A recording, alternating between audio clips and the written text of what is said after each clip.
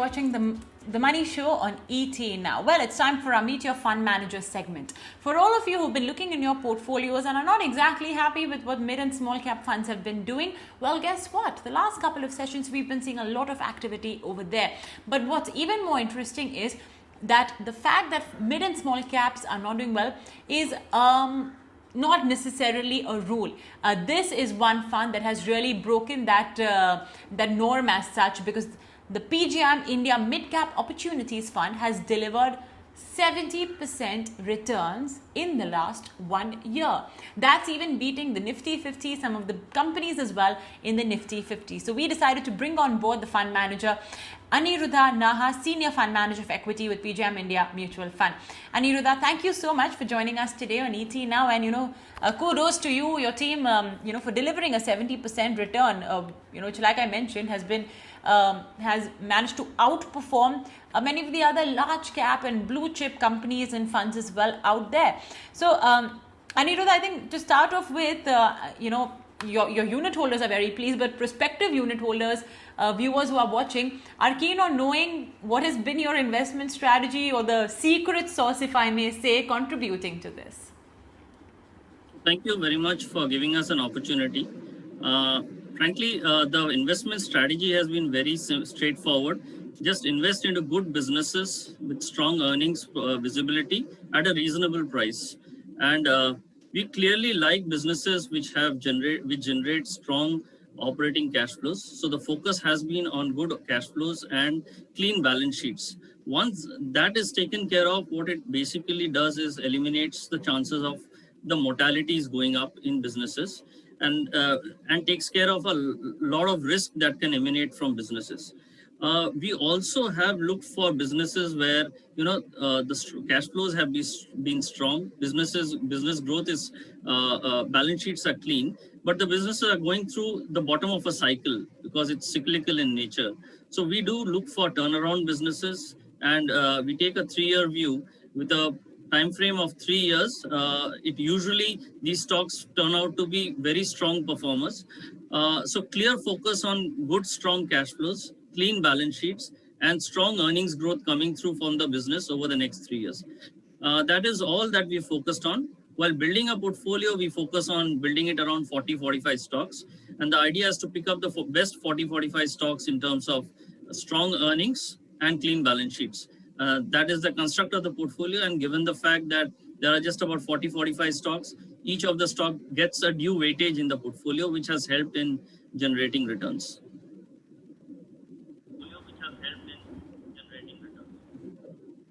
Okay, excellent. When investors go to pick a fund, their most easy to understand data point is the kind of returns that a particular fund or an asset class has given in the past.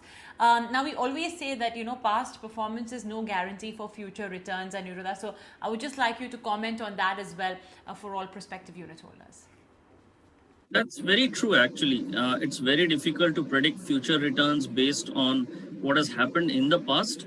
But having said that, just as an equity fund manager is blinded with assumptions with regards to the future earnings of a company, so would be the case for a retail investor when he's investing into a fund. The best he can do is try and see the consistency of returns that the portfolio has generated. People focus a lot on just the absolute return, but the risk-adjusted return over a period of, let's say, 3 years or 5 years would be a better way to look at it. Also, drawdowns during market falls is very important to monitor. And if a fund has been able to fall lesser than generally what the market or peer set has fallen, it basically is a reflection of the quality of the portfolio. And if they have been able to do it over a couple of times or probably a few times in the history, the expectation can be built that in the next fall also they would be able to protect money. I think so risk-adjusted return, the kind of alpha they have generated, and the consistency of return over the last 3-5 years probably are the only ways an investor can go ahead investing into a fund with an expectation of returns in the future.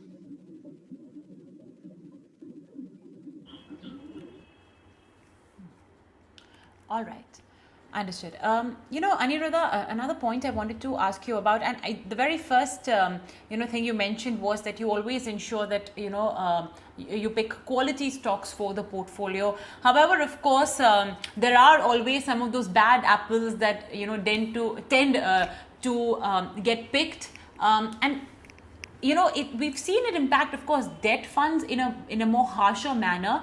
However, what is your strategy to ensure that if there is even one rotten apple, it does not really disturb the balance or the overall NAV of the equity funds? Or rather, let me put it this way, what are the filters you put in place to sort of at least minimize the risk of such bad apples coming in? Thank you for asking this question. I think so. This is something that we keep highlighting, the process that we follow at our organization. The first thing that we focus on is the kind of cash flows that the company generates.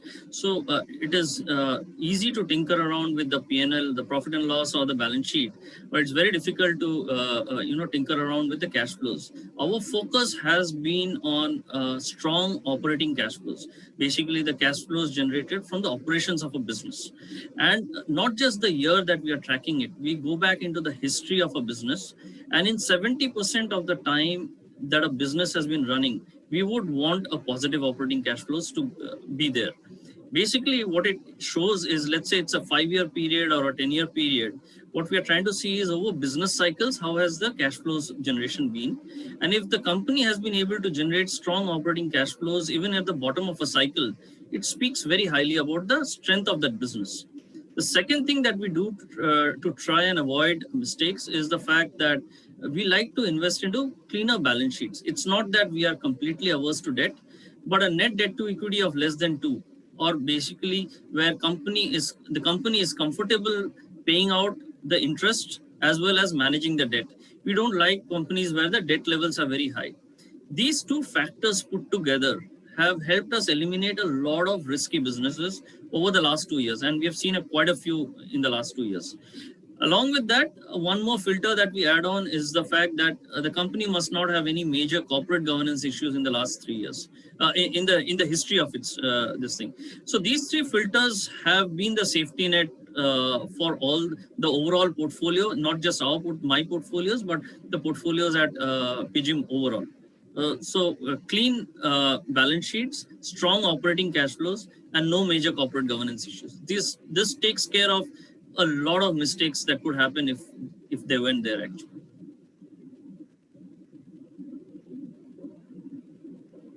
Aniruddha, what's your overall view on mid caps and small caps? Because the last few weeks and months, we've been seeing a good return of activity there. Sure. So there are a few things that have happened and over time, which probably people would have missed out. One is corporate India generally has deleveraged in a big way over the last 5-7 years, without putting up too much of capital expenditure. Whatever profits and cash flows have come, corporate India generally across market capitalization, they have deleveraged, which has strengthened the balance sheets of a lot of corporates across market capitalizations, including the mid caps and small caps. So the mid caps and small caps, frankly, today, with demand coming back the way we are seeing across industries and across the value chain, I think the growth prospects for these companies to participate, especially the mid and small cap companies to participate in growth, they are far better placed than probably what they used to be, just because of the fact that their balance sheets are clean, and they can leverage their balance sheets or take debt as and when required to grow and participate in growth. So we think when sectorally all the companies are doing well, and it is happening across sectors, the growth will definitely percolate down to the mid caps and then to the smaller caps. And the next 3 to 5 years should be pretty good for these companies, unless and until they don't lever up too much or they don't take up too much of debt on their balance sheets. We remain positive on this sector, and we think a lot of returns can be made in this segment.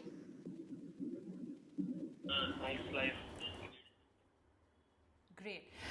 Okay, we would have loved to chat more, but we are a little short on time. Aniruddha, thank you so much for joining us today on ET Now, and once again, kudos for delivering the best performing mid-cap fund in the last 1 year.